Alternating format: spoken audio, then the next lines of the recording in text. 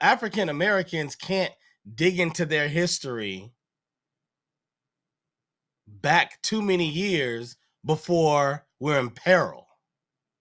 And since there's no joy and pride and beauty and all these things, like, yeah, we can look into it and find, like, oh, blues came out of that. Oh, yeah, we did something amazing from it.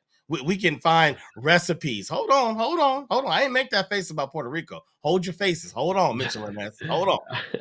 We're gonna because of the people that we are going to find a way to not just make lemonade out of lemonades. We'll make lemon meringue pie out of lemons. Like we gonna get it done. Don't get it twisted. However, that don't mean the time is beautiful, and that doesn't mean that we spend a lot of time relishing in the pride of that time. So what that does is you only can go back so many years, right? Because for us, I mean, but by the time we get to Martin Luther King, already, like, there's, oh yeah, we getting murdered, we getting shot, we getting killed. You can't jump over it because you don't know Africa. It is similar to me being in LA. I have a beautiful family in LA. My in-law family, amazing people, God-fearing people. I love them with all of my heart, right? But when I talk to them, they can only talk to Cash up until around 10 years ago. They can't talk to Okay. Cash about when he was 14. They can't talk to Cash about when he was 6. When I go to Missouri, they can talk to James about when James was 2. And there's a I see. different feeling there. So you, as a Puerto Rican, you have that feeling. You may not recognize that it's different than us, but you have that feeling that, like, I can go deep and talk about the pride of the Tainos, and I feel connected to that.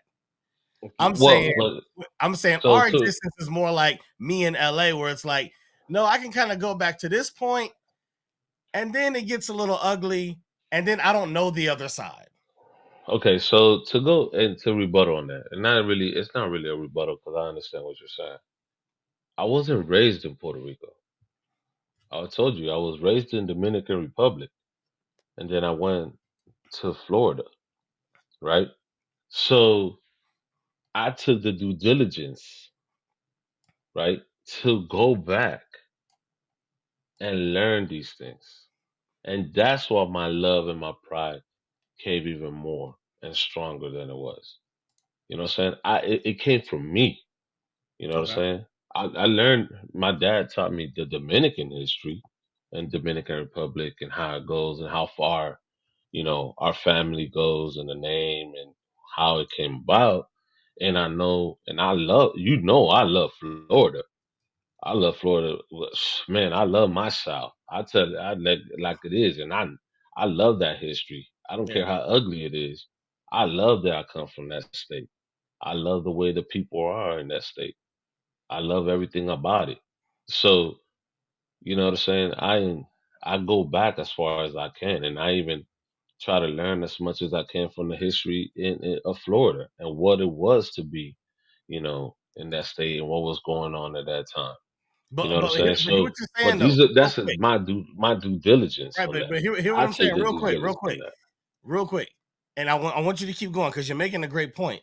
However, keep in mind, when you do your due diligence, like you said, Puerto Rico, 4.5 million or whatever the number is, you have a direct hit on what to isolate to do that due diligence. When I do it, I'm looking at the continent of Africa and trying to figure out through an ancestry report where my bloodline likely came from, and then trying to figure out, okay, but then within that, what?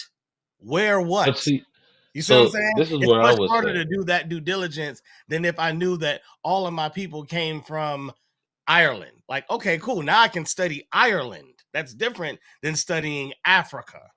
But you have to understand too, right? It'll be the people from Missouri, and this is from what I've learned here in the United States, which I didn't know before. So let's say, give you an example, because we're speaking about Missouri. Your family will have a family Bible, right?